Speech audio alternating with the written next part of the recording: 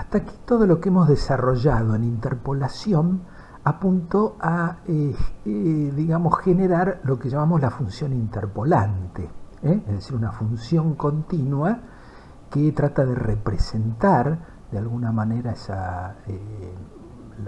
la función, digamos, la función original, desconocida o no, sobre un cierto intervalo.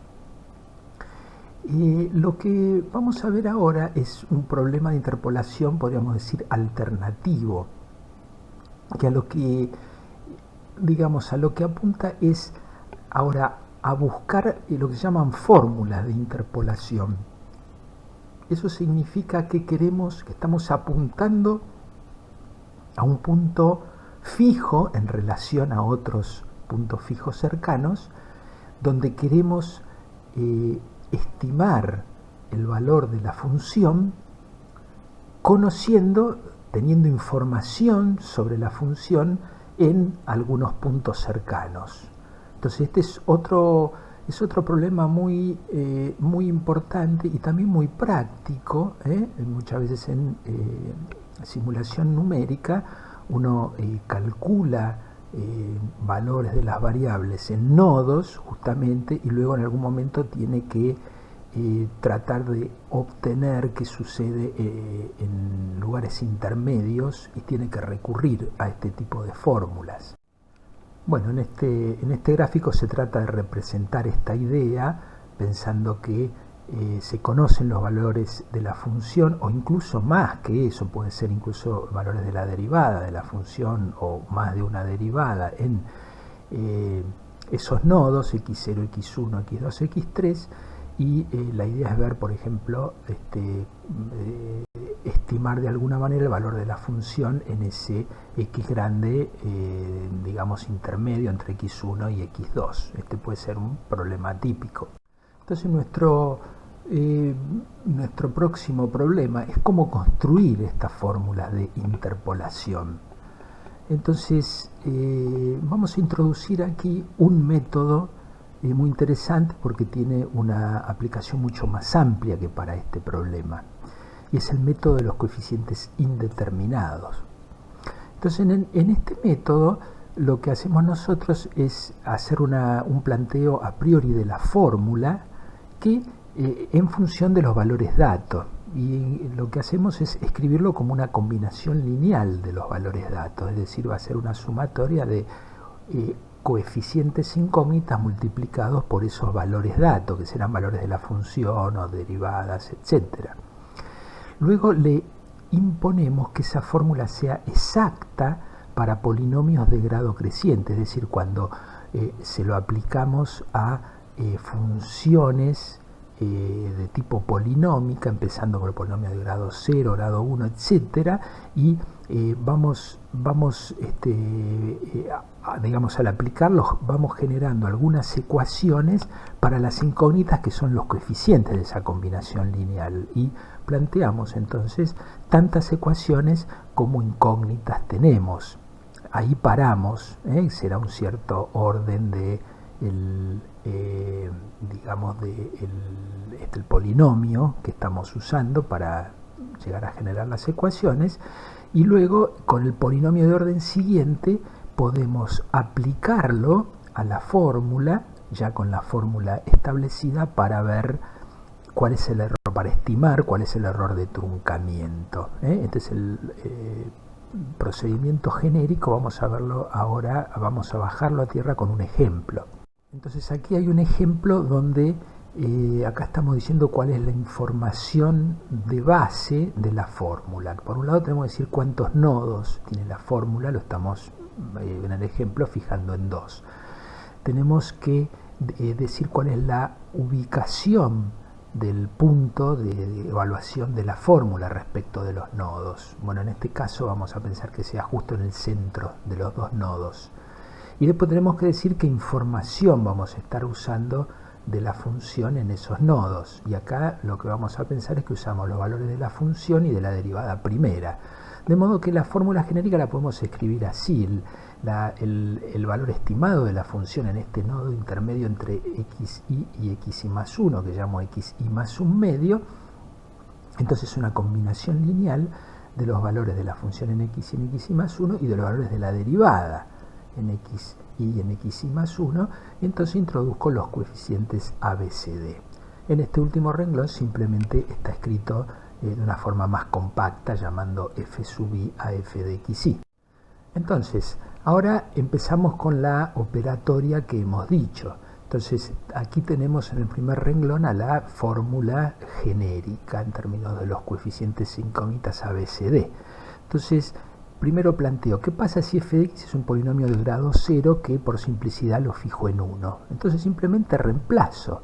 En cualquier punto en realidad f de x vale 1, de modo que en todos los lugares donde dice f pongo un 1 y donde dice f' pongo 0 porque la derivada de esta función es idénticamente 0, de modo que me queda la ecuación que a más b tiene que ser igual a 1. Luego tomo f de x igual a un polinomio de grado 1 y acá lo que nos conviene es ese polinomio centrarlo alrededor de este nodo donde vamos a hacer la evaluación de la fórmula. Entonces hacemos x menos x un medio, xy más un medio, es lo más práctico, porque así la ecuación o la aplicación de la fórmula, fíjense que me da un valor de 0 en x igual a xy más un medio. Y luego me aparecen los valores de fi y fi más 1, lo puedo escribir como menos alfa o más alfa, donde alfa es digamos la mitad del valor de la longitud del intervalo. Y la derivada de esto me da idénticamente 1, de modo que me queda más c más d.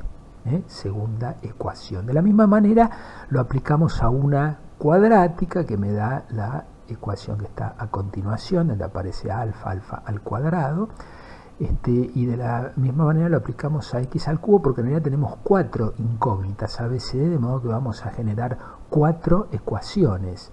Y estas 4 ecuaciones, entonces, bueno, se pueden compactar un poco, se resuelve muy sencillo, y me da que a y b son iguales a un medio, y c es igual a menos d, y es igual a la longitud del intervalo dividido 8, con lo cual, reemplazando la fórmula original, me queda la fórmula de interpolación final, que fíjense que el primer término es el promedio aritmético de los valores de la función, y el segundo término es una corrección por conocer los valores de la derivada primera.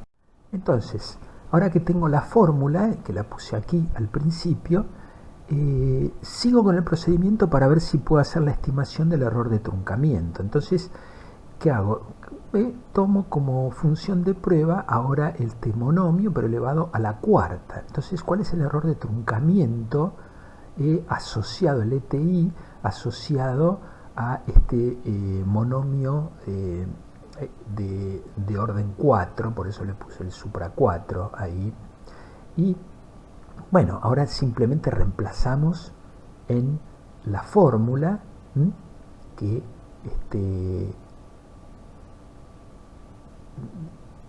donde puse el primer término, que es el promedio de fi y fi más 1, ambas son iguales, de modo que es 2 alfa a la cuarta dividido 2. Luego puse el segundo término, donde están los valores de la derivada de la función, donde están relacionados al alfa cubo, y luego tendría que restar el valor de la función en x y más un medio, que vale 0. Y eso me da el error de truncamiento, que bueno, operando un poco me queda igual al valor del intervalo a la cuarta sobre 16. Ahora, ese es el error de truncamiento para esa función particular.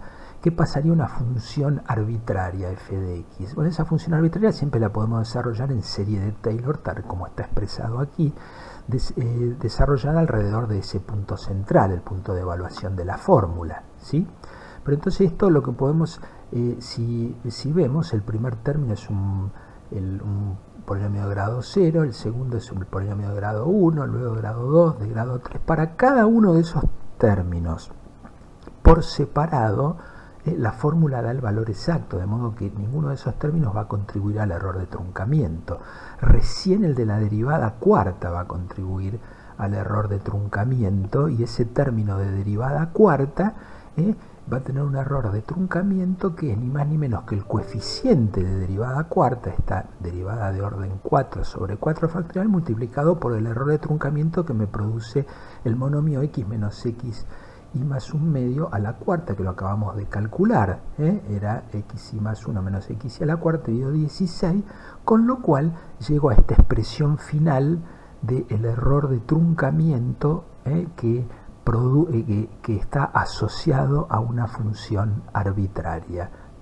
Entonces es de orden 4 en la longitud del intervalo y tiene un coeficiente, bueno, que está asociado a la derivada cuarta, que, bueno, en principio no tenemos por qué conocerla, pero al menos con esto sabemos cómo se relaciona el error de truncamiento con el intervalo entre nodos, y me da una idea de cómo puedo reducir ese error de truncamiento si reduzco el intervalo. Está claro que si reduzco el intervalo a la mitad, el error de truncamiento se reduce a la 16ª parte, con lo cual no deja de ser interesante esta dependencia con esta potencia. Y por otro lado también podemos decir que como otra forma de expresar la precisión de la fórmula obtenida, que la fórmula es exacta hasta polinomios de grado 3, tal como lo hemos visto por construcción.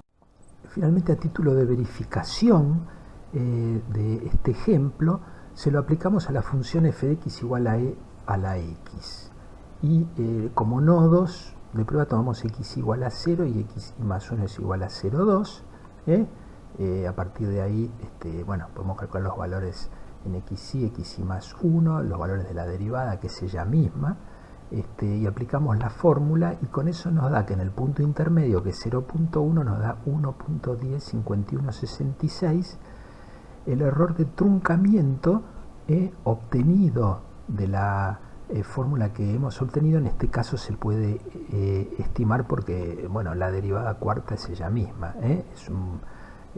Estamos haciendo un ejemplo muy sencillo en el cual podemos hacer esta estimación directa.